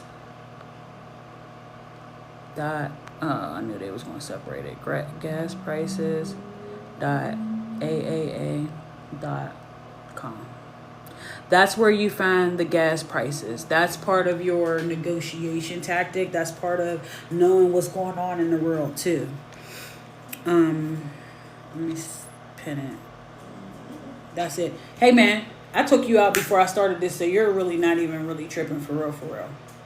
Please chill out. That's going to get you to the gas prices. That's going to, if you have a driver in Texas, you need to know what the Texas prices are. You just pull this up. Texas, it says where's the diesel?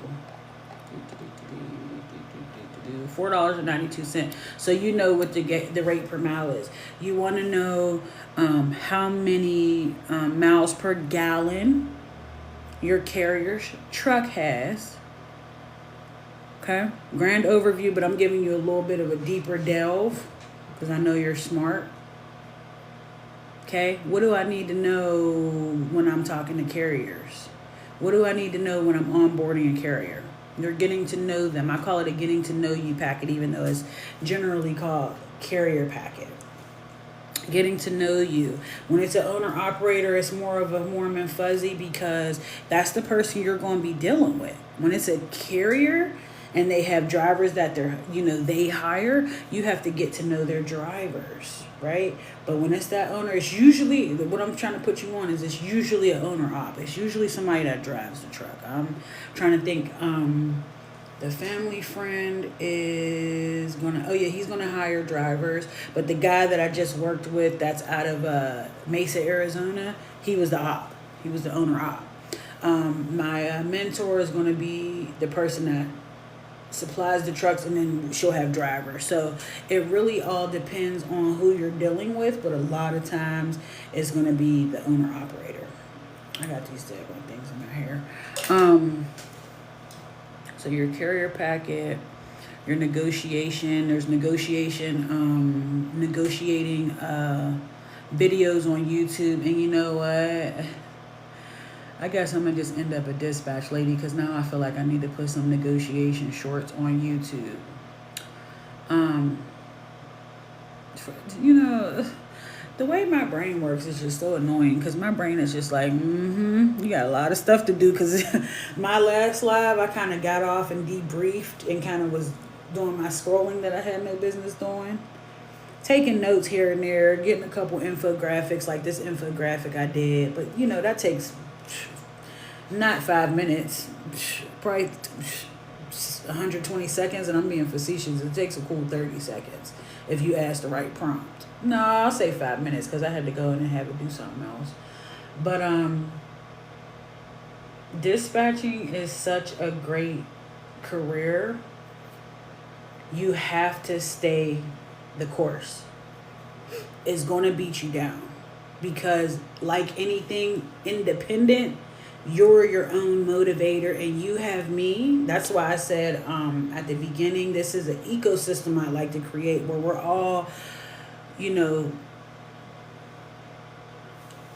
with the hug, like you got any questions for me, hit me up type thing. Because I want this to be a safe space for you to feel like you have support, because I didn't have support. I had support when I first started, and I don't think I said this story, but the lady I first started with was kind of doing, you know, it's called, is it called double brokering without a license? So she was basically, you know what I'm saying, she had the gift of gab. So when I was working with her, she gave us the training, and then I'm ambitious. So once the training was over, I hit her up like, hey, do you need a number 2? Who do you know what I'm saying? Do you have somebody? And I just latched on to her. But then I'm a life path for it. It has to be legal. It has to be legit. You know, I don't like that gray area that people like to hang out and do whatever the F they want, because they don't think nobody's looking over there. Like, I don't want to get jammed up for having the doe eyes and letting the lady tell me, oh, this was cool, when it wasn't. Because as I mentioned on the first session, if you are a dispatcher and you get to acting like you're a broker, aka getting customers and getting a customer to be comfortable enough with you where they're giving you loads, right? A shipper, a manufacturer, a distributor, and you get to distributing loads, that's called brokering. FMCSA will fine you $1,000 per infraction. You do not want to get on that list. So my thing is integrity, because I need to spread that word that if you are going and doing the customer outreach, you're doing that primarily for your carrier. You are getting customers for them. And then in your contract, this is another one, make sure that you got a no backdoor policy. If I get you these customers, you can't cut me out because you don't want to pay me 10%, because that's going to cost you. And you ask AI, what could I charge someone if they do this? And this is a legally binding agreement. This is a carrier agreement. They have to abide by it, or you can, I hate the, the whole taking people to court thing, but you could take somebody and press them, because, I did the work. And then if you're really cold, build that relationship with that shipper so that they know Raq came here and got this for you. I'm not going behind Raq to do this with you, even though you're the carrier, you're the owner op. I know you're running the load. I know I've seen you at the shipper and seen you at the receiver or whatever, but I have a really good relationship with this person. You know what I'm saying? That's why relationships, that cohesiveness, that customer service is so important, because although you are in the middle of the broker, of the carrier, of the shipper, and the carrier, you still want to have that good relationship with everybody so nobody backdoors you. You have to, don't be green and think that people don't do stuff like that, because they do, just to save $200 on a 2,000 load, or $400 on a $4,000 load. You know what I'm saying? Make sure that you're covering your bum, because this is you're out here now. You're a business person now. You're on the freelance tip now. To keep it a band, I don't know how you feel about it, but you can also just work with like my company if you want to just dispatch with I don't like to say under, but you would technically be under the umbrella of Opulent Culture. So we have Opulent Culture Dispatch is more on the training side. Opulent Acquisitions Culture is the dispatch company itself. So when I'm training, you'll see Opulent Culture Dispatch, but Opulent Acquisitions Culture is where I talk to the drivers and say, hey, this is my company, Opulent Acquisitions Culture. It's totally up to you, but if you need to have a place to hang your hat while you're just getting started, that's an option I just came up with in my head. I don't know. But the important thing here is integrity. Everything else will work. Everything else makes sense. Everything else, having that guidance starting out. You see what I'm saying? The more I talk, it's just like, okay, boom. Because now, I said earlier, oh, it would be so nice to have, look, I'm all about to cry. I'm such an emotional little lady. It would be so nice to have a team, because it's lonely out here. It's lonely, but it's not, because once you start rocking and rolling, you get to moving and grooving, and you find your way. But I'm saying it's lonely out here because I was with the carrier. I had him for 3-4 months, and then he just decided, oh, never mind. And then my family friend, and then now my mentor. So I'm looped back in. And I deal with them, but I'm saying it's lonely out here when you're building it from the ground up. When you're, what I'm saying? Because I have contacts and stuff, and you have contacts and stuff. Your truck people, you could be like, hey, who do you know that's just getting started? Who do you know that's out here on their own? I need somebody, because we're the right, girl. Me too. I swear. We are not far from, it's that 8, man. That 8 is that go around, come around. You end up in a circle with people, and it's all this. I got you, T. Cause I'm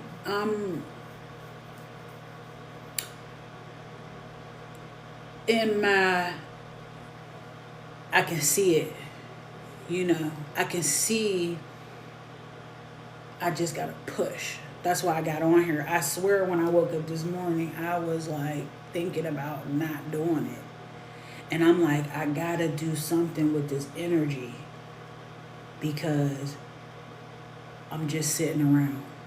And the craziest part is, to put y'all in my business a little bit, I had an ex come out of nowhere, and this is not a good ex. And I started to get the googly eyes. I started to be on the phone a lot, and started to sit around at BS.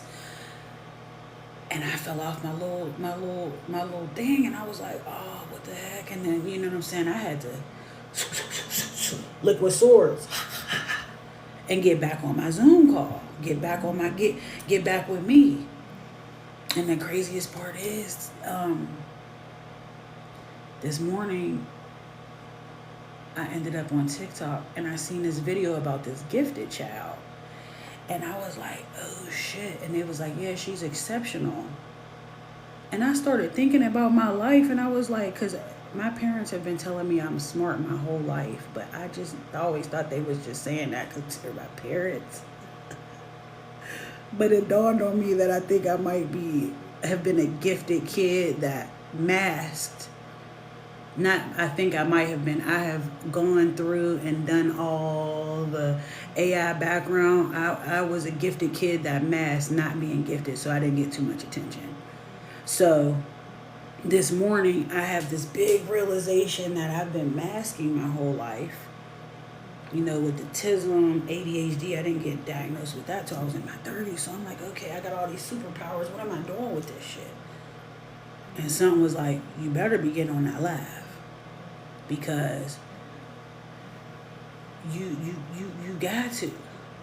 I don't know, and I ain't felt like that like in a minute. But I was like, yo, that mask had me playing small. You know, trying to hide and not show up. Remember, we was on King Soon. He's like, stop hiding. I don't know how that flower is just now coming out of the soil with the little.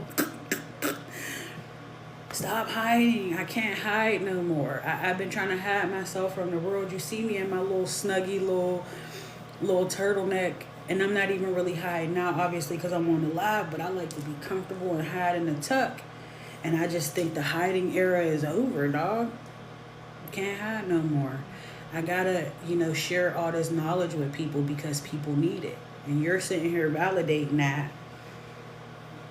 I gotta, that's what hosting doing my thing on her. So yeah, because you spreading it. It's like spider web. People need it. Somebody could click on your thing and say, man, this helped me. Oh my God, I was dealing with this and da da da da. You know what I'm saying? Life is trippy, and this 8-8 is not no coincidence. I can tell you that. I don't even believe in coincidences. I stopped believing in coincidences because I'm like, it's so much more magical if you don't. You know what I'm saying? Like, dispatching gives you a level of ownership and self-empowerment. You just got to know how to move and groove and bust a move. You got to, as long as you got the multiple little softwares. When I say softwares, these are websites. The gas prices, AAA.com, truckstop.com, loadboard. These are all websites, but I call them softwares because they're different windows. As long as you know how to, it's cake. You're negotiating up front. You're signing rate cons. You're looking at a map. This is all computer. You're making sure your driver gets there. Keeping track and in touch with the driver. It's all computer. It's just connecting and being loving. Because it's tough. It's not going to be, okay, we're picking it up. And where they have trouble sometimes at the shipper. They have trouble sometimes at the receiver. Sometimes they're running late. Sometimes this. And another thing I need to tell you is when they're having any delays, you let that broker know off the rip, because that can affect their customer relationship. And they will snatch that rug from under our feet and not even let us deal with them, or red flag us if it's a big broker in their system. So it's always important to be on point with the follow-up. If it's a multi-day run, make sure you're following up at night. Okay, he's still on track, she's still on track, they're gonna get there tomorrow morning, I'll reach out tomorrow, and keep your promises. Shoot, I got I'm one of these people. I got gobs of these everywhere. You should see my desk. It is swallowing me up to the what? So I say that to say, lock in, hit your people up, see what they're talking about as far as people needing dispatchers. Check out the groups. If I see let me think, because TikTok don't have groups. Any groups on Facebook? I guess I'll have to get your Facebook. I'll link you up in the groups. I deleted all the groups, so now I got to go back and find all the groups again. But just know that it's a way out. And if it's not, no, it's not if it's not. If it's not, it is. It's a way out. If it's not, then it is. Because I could sell raid to a bug. A lot of these truckers and stuff, oh, I don't really need. I'm like, okay, if you like doing paperwork, that's fine. If you don't want to secure any direct customer contacts, that's fine. You want to, if your negotiation's tight with the brokers, that's cool. And then once you start talking, they're like, oh yeah, I probably do. Oh yeah, because I do gotta, because they have to completely stop the truck from moving to send the paperwork to the broker. Yeah, they can send it all the same like we did, but not in the same way, not in the same methodical way. And some of them do it, some of them can make it happen, but I just believe in service. And I know that the service that we provide is unmatched because we can call and talk to that customer, right? We can call and build that relationship. We can call and deal with the broker and do the check-ins and all of that. The driver doesn't have to think about nothing but the road ahead of them. And so that's how I sell it. I sell an elite service because you're getting pretty much a little mini broker without the surety bond. I don't broker loads like this, but you're getting as far as that acquisitions. That's why it's Opulent acquisitions culture. As far as that customer acquisitions, I have that skill set where I can call and get you some loads with the direct customer, not just the brokers. What else? Let me think. Carrier packet, customer, driver. Yeah, hours of service is going to have to be another training. Long story short, hours of service is how long they can drive. So write that down for a string to pull on. Yeah, how many hours what's the hours of service thing with the drivers? Basically, they can drive. I'm going to just throw some numbers, but once you see it, it'll make what I'm saying stick. 11 hours drive. Unload 3 hours. They can only do 14 hours in a day. They have to reset 10. And after they do 70, they have to reset for 34. 70 for the week. 34 reset. I think it's 60, 70. Depends on their software because some of them do 60 for the week. Some of them do 70, I believe. Either way, 11 hours driving. 3 hours unloading. Anything that goes over that 14, they have to stop, log out, and sleep for 10. No exceptions. Department of Transportation, DOT, the motor carrier people, if they pull your driver over and your driver's been driving for 16 hours, that is a violation. That looks bad on their company. Because our company, again, is just the dispatcher. We don't have any surety bonds. We don't have no insurance and all that. We don't have no skin in the game. But it's our responsibility to keep that idea in the loop with our drivers.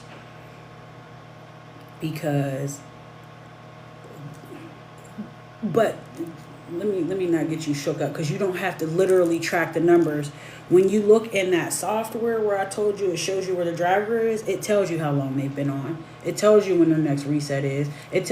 All of that is in there. But I'm just telling you that so you can pull that string and get your mind thinking about hours of service.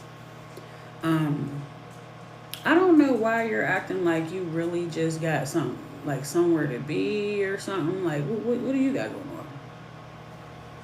Homie is just, he's an Aquarius, so, he always got to just do something. Please, just have a seat. Have a seat. You're tiptoeing around the room. Just have a little tiny seat, sweetheart. Thank you. He just be wanting attention half the time. Dispatcher shares tips for carriers to avoid fines and secure loads. Yeah.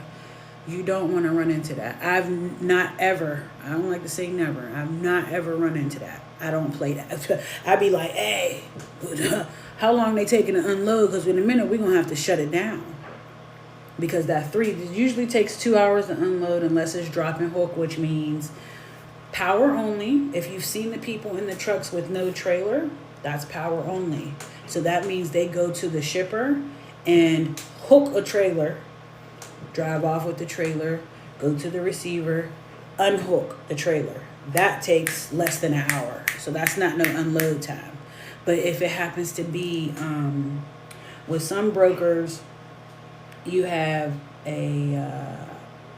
you hook the trailer and they'll let you use the trailer for a week. So you have a trailer that you're responsible for, right? So there's that. You're responsible for the trailer, then you drop it at the end, receiver. But either way, with that trailer that you're technically renting, but you're dropping off, but you keep it for the week, so you can do whatever you want. Just make sure you end up in Tallahassee by Friday at 7 p.m. to drop that trailer, right? You just got to make sure that these people are unloading and loading properly. That's another question that you got to ask the broker. How long does unload take in loading? Oh, okay, it's a thing of tires. So they palletize. If it's palletized, it's pretty fast because they use pallet jacks. It's like a machine to get the pallets. Boom, pick them up. Boom, take them over here. So there's that. I don't do flatbed. I'm getting back into box truck and cargo van. I really didn't really like that one, but it is what it is. And then, excuse me, my mentor has a cargo van and a pickup truck. So we're going to be doing some type of loads where it's just probably one pallet or something, or medical equipment or something like that. But then on the other side, the family friend has 2 box trucks. Okay, so with the box trucks, you got to know dimensions and stuff, and height, and how many pallets go in. Like, you really got to nerd out. It's not hard though. Somebody says, hey, I got a 2000 whatever, look it up, look up the dimensions, how many pallets. Like, just getting that type of thought process and mindset with this, because I always like to be ahead of the curve, right? Because it's always something. And then with the semi truck, don't matter how many pallets, because whatever it is, they're going to make sure it fits. It's 53 feet. They'll say palletized water or palletized green beans or, home goods, or whatever it is they're hauling. What else little tidbit can I tell you? The nature of the beast is just really having the gift of gab, under promising and over delivering. Okay, he'll be there at 8. He'll be there at 7:30. I'm under promising so I can, make it look better when I call him and say, yeah, he just got there, pulled up at 7:30. He's going to unload at 8:30. They like to see that you're on top of your stuff. When you talk to the broker, hold on. I cannot be on in this much. This is not it. When you talk to the broker, you have to know where your driver is, because that's what they're going to ask you. Where's your driver? They're in Vegas. Where's your driver? Oh, he's over on blah, blah, blah street in 85252 or some shit. Okay, cool. So he's like a couple miles away, so he can come pick it up. All of that you have to take all of that into account. Pickup time, if pickup time's in 2 hours, 3 hours, okay, when will they be there to pick it up? They have to be close. All of that. And then all of that plus the hours of service. Okay, they're kicking it off, driving 2 hours. The delivery's 7 hours away, so that's looking like, 9 hours already? Which tolls and stuff, now we're looking at 10. You know what I mean? You got to look at everything, but it is not a super heavy lift. You just gotta, my biggest thing is pull the string. Ask AI everything that you could possibly ask it. And when it introduces concepts to you, ask about that. When it introduces another word to you, ask about that. Pull the string all the way to the string can't, because you can't stop pulling the string on AI.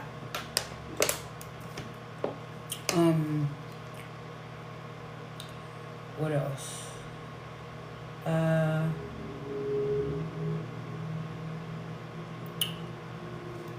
me think. Broker. Okay, bet.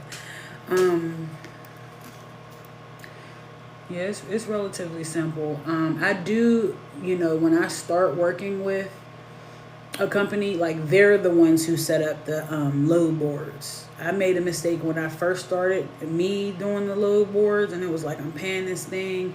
No, you want to have the load board per company, so that when you if you click on a load straight out of DAT, boop, email, it's going right, and it's already putting your, like, pre-filling your company information in there, the company you're working with. So I like that, and they just handle that fee or whatever. And then there's some free load boards. I always say TQL, especially if you're just dealing with a brand new carrier. TQL works with brand new carriers. JB Hunt is 12 months. You got to have your authority for 12 months. Again, authority is when you sign up for your motor carrier number and your DOT number.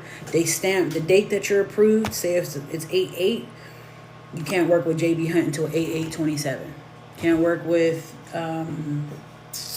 who's 6 months? I think Night Swift is 6 months. So 8 + 6 is February, right?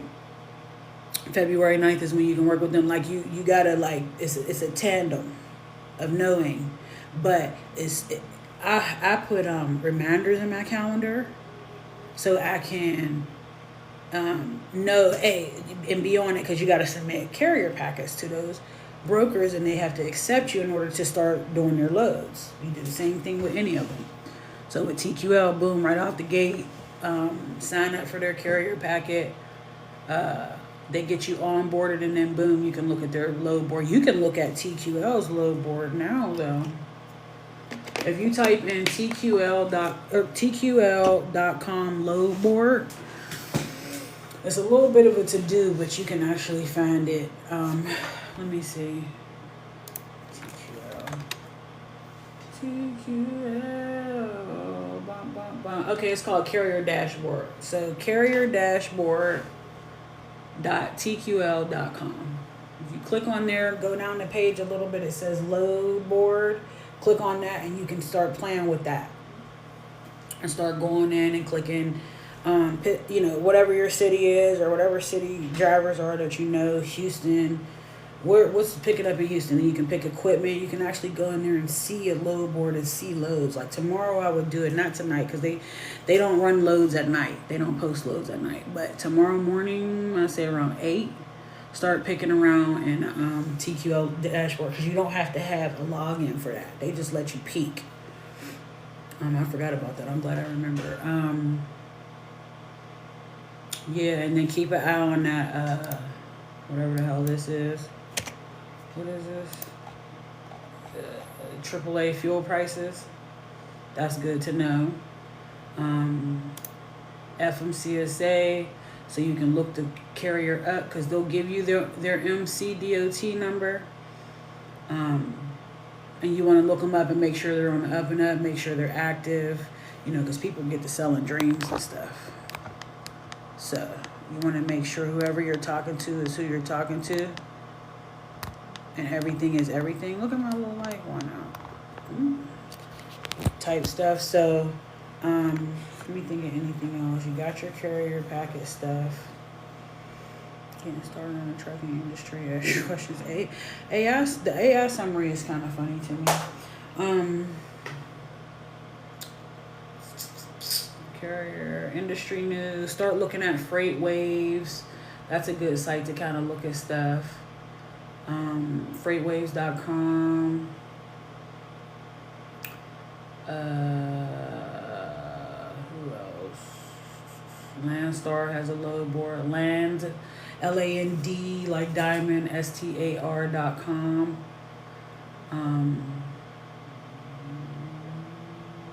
What else? That's it. Import Yeti. We ain't doing imports. because I'm dealing with Pittsburgh. Unless my carriers want to go down to the port, that's another thing. If you get carriers, if you find carriers that have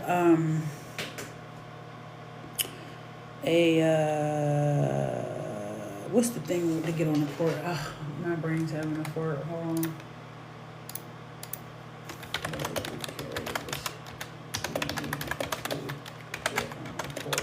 TWIC came to me after I started typing TWIC card. So if you talk to someone and you say, "Hey, do you have a TWIC card?" and they say, "Yeah," are you okay with going to the ports? Are you going 48 states? You want to just go to Georgia? There's a port in Georgia. There's a port up in Baltimore. There's a port down in Houston.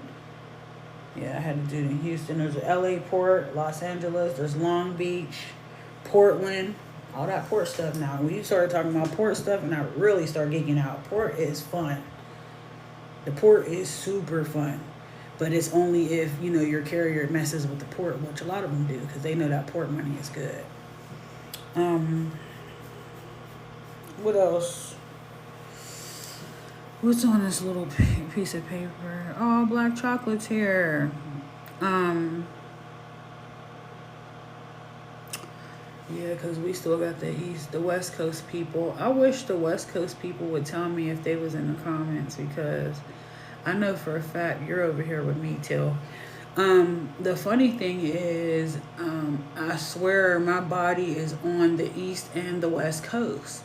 When I was over in Arizona, my drivers were over here in Savannah, okay? So I was living in the early. I was at 4 a.m. dealing with 7 a.m., 8 a.m. stuff, right? So now I'm on the late where I get my 3 hours back. So now my dude I had at Mesa, I be getting up at like 10 and it'd be like 7 over there. Like, it is nice, but I'm just, the threes, it's like always some East Coast, West Coast stuff, like Tupac, Biggie in my head, like time zone stuff. So it's a good industry though. It's a good industry. Once you break into it, and breaking into it is just believing that you can. It's not hard. It's not no rocket science. It's not no surgery. It's literally belief, because you have people already. What else? Because now I forgot. I need to ask her about, oh no, that's not a semi-truck. That's a cargo van. I was going to say, I need to ask her about TWIC and all that. What else? In the meantime, though, I believe I can. I'm hype as fuck. You have no idea. Yeah, be hype. Start getting your AI prompts, dog. Just ask it a bunch of questions, because it's going to tell you. And then I like to close out and start over, because it gets to being tweaking after like 5 questions or something, and start acting like it don't know what I'm talking about or whatever. Aside from that, my thing, and this is just tea and sauce, aside from dispatching, you can do this. Whatever your main vocation used to be, think about how you can make that and monetize that in the meantime while you're doing this. Because I'm telling you, when I was like, yo, customer service training, what? I can charge people to do a customer service training. I can go set up a Zoom, and it's a lot more than just customer service training, because you got to set up the pay thing, the website, and all of that. But yet and still, that's a skill set that I had from when I was working. You know how you be having a job, and I used to hate my freaking job, but I'm like, I got all that training, and it ain't for nothing. Miss Sprinkle did that to me with that alchemy. I was like, well, I better get to getting, because I can't say I know how to make money, and I don't know how to make money and stuff that I already used to do. But dive deep. Let me know if you have any questions, Till. I need to give you my new number too. It's only been 2 hours. Why does it feel like it's just been dragging? I think because we've been really getting into it. Because earlier I was on here for like 2.5 hours, and I could have sworn it didn't feel like it. I think because I went through the whole entire process and had to like keep up with it, so my brain is like, yeah, that's been a lot.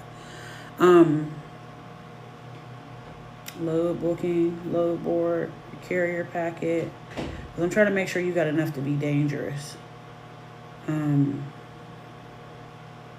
Equipment, make sure you write down equipment. Semi truck, box truck still get money. You can get medical equipment, customers all day, twice on Sunday. You can do courier service all day, twice on Sunday.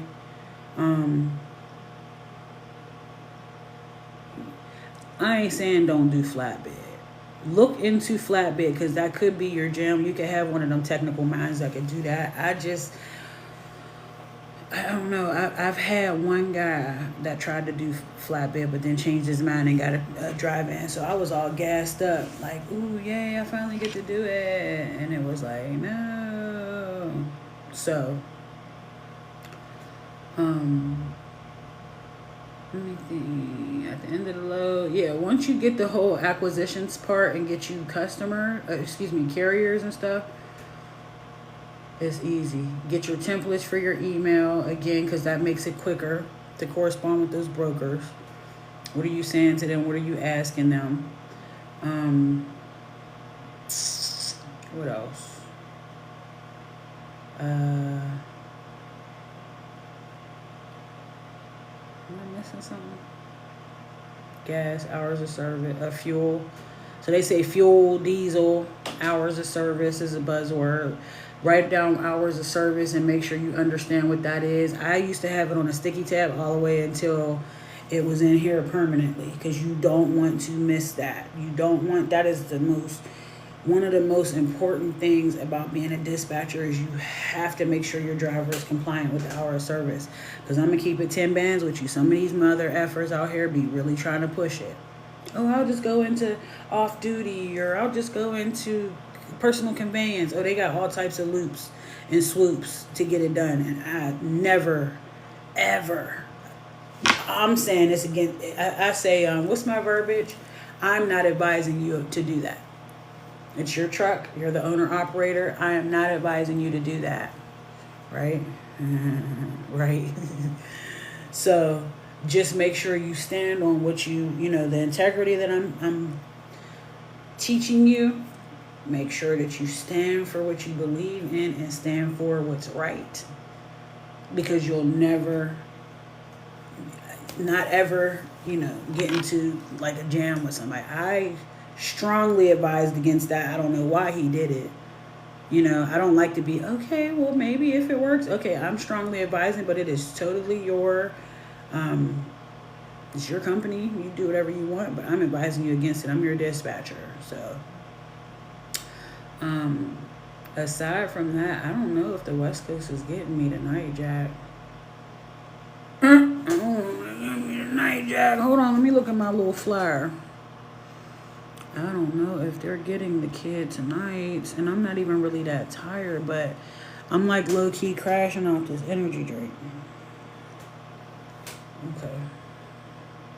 Oh, look, it says 8 p.m. Ooh, 11 p.m. Oh, yeah, no. Yeah, it's a wrap. I don't even got PST on there. Look, give me any reason to not do it. Plus, I don't think nobody's going to be on here at 11. The West Coast people are probably at the beach anyway.